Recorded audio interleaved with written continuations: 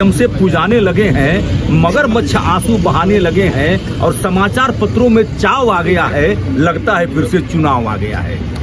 न भोंकें, न काटें, न डपटें, न डांटें, संतों सा उनमें स्वभाव आ गया है। लगता है फिर से चुनाव आ गया है। इशारा था ये। और नजर यार नेताजी आने लगे हैं और नजरें भी हमसे मिलाने लगे हैं कि संतों सा उनमें स्वभाव आ गया है। लगता है फिर से चुनाव आ गया है।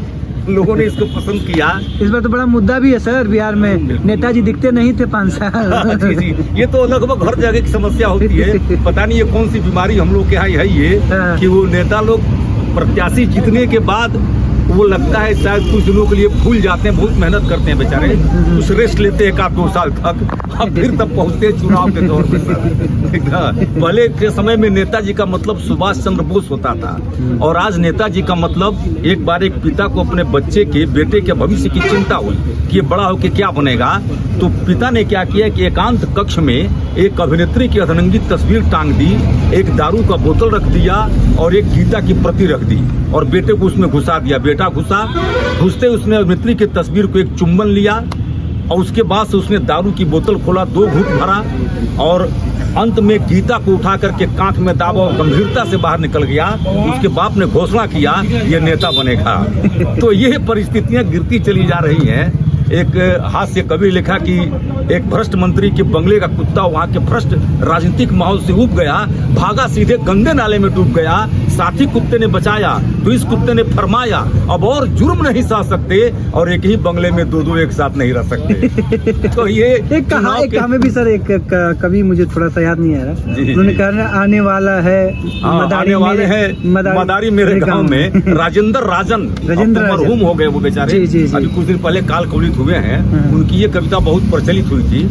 केवल 2 गीत लिखे मैंने, एक ये बड़ा ही प्रेम का गीत है, विरह वेदना का गीत है सर, और एक ये जो आने वाले हैं मदारी मेरे गांव में और जनता है चिंता की मारी मेरे गांव में। फिर वही चौराहे होंगे, दोनों हाथ उठाए होंगे। इस तरह से उन्होंने बड़ा सुंदर व्याख्या किया उन्होंने, राजेंद्र राजन ने। नहीं तो चीजें थी कुछ याद हमें भी आ रहा है, खैर लेकिन हम नहीं चाहते। ना कोई बात नहीं है आप। चलिए तो ये चुनावी है जी, अभी मतलब बदला नहीं, जो पिछले कई सालों से जो माहौल देखने को नेताजी को लेके था वो धारणाएं आज भी हैं, बदला नहीं डिजिटल युग में। सर वो युग था जब मुझे याद आता है, मैं तो उस समय था नहीं, बहुत बच्चा था, लेकिन उस पुराने जमाने के मेरे पिताजी धर्मयुग पढ़ते थे। उसमें मैंने घटना पढ़ा कि एचएन बहुगुणा उस समय साउथ बॉम्बे से चुनाव लड़े थे और अशोक डालमिया जिनका ये लौरिया का चीनी मिल था और मॉर्फन का फैक्ट्री मढ़ौरा में था और लगभग 75 से 80 उनकी कपड़े की मिलें दक्षिणी मुंबई में आए, अभी भी थी सर वो। तो वो उनके दिमाग में आ गया चुनाव लड़ने का, वो लड़ गए वो दक्षिण बम्बई से चुनाव लोकसभा का। और एचएन बहुगुणा वो खादी का टोपी और खादी का झोला लेकर के और नाली साफ करवाते थे खोली में का गंदी बस्तियों का। और जब चुनाव हुआ तो अशोक डालमिया को लगा केवल मेरे यहाँ जो कर्मी है उनका परिवार अगर वोट दे देगा तो उतना ही समय जीत जाऊंगा। लेकिन चुनाव हुआ तो दुर्भाग्य देखिए, और उस समय प्रजातंत्र हमारा कितना मजबूत और परिपक्व था, मैं आश्चर्यचकित हूँ एक कलाकार रंगकर्मी होने के चलते। उस समय 3 लाख वोट से अशोक डालमिया वहाँ चुनाव हार गए और एचएन बहुगुणा वहाँ चुनाव जीते जो खादी का झोला लेके 3 बार नाली साफ करवाया करते थे झुकी झोपड़ियों में। आज लगता है वो चीज, और आज वो चीज नहीं सर, आज तो पूरा पैसे का खेल है चारों तरफ। आज तो अगर चुनाव लड़ना है आपको एमपी का तो जितने बूथ हैं सर, अगर वहां पर एक अपने किसी आदमी को बैठाइए, आप अगर पोलिंग एजेंट को बैठाइए तो it is very difficult to survive. कैसे कोई चुनाव लड़ने के बारे में सोच सकता है बिना गाड़ी की, बिना पैसे का, बिना पोस्टर का, बिना माइक का?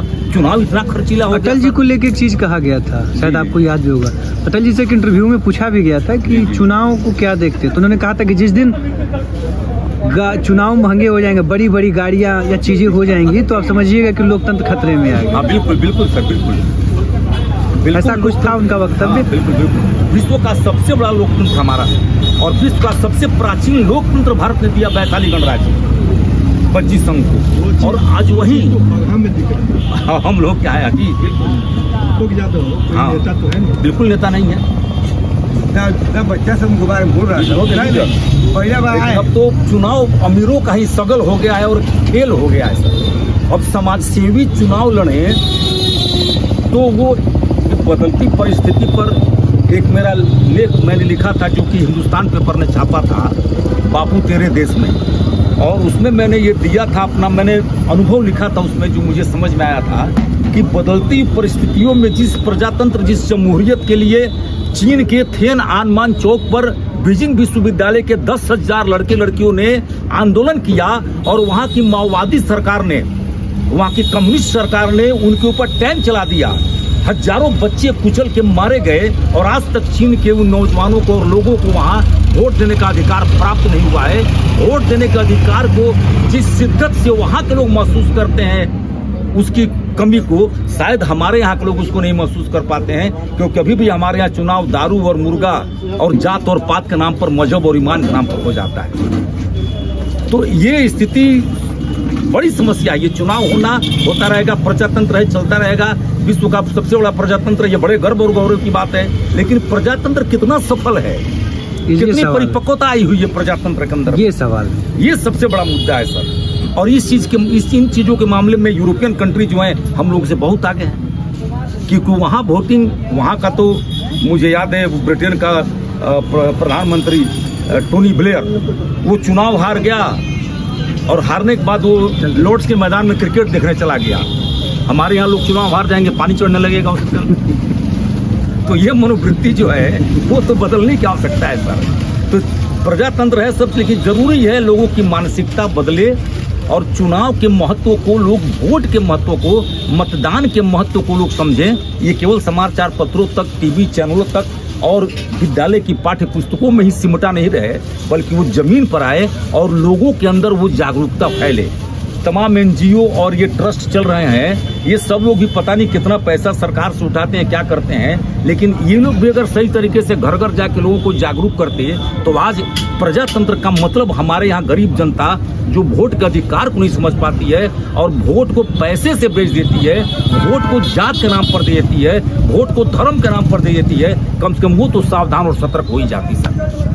अगर ये वीडियो आपको पसंद आया है तो इसे लाइक ज़रूर करें। अगर चैनल अभी तक सब्सक्राइब नहीं किया है तो कर लें और नोटिफिकेशन पाने के लिए बेल आइकन भी दबा दें।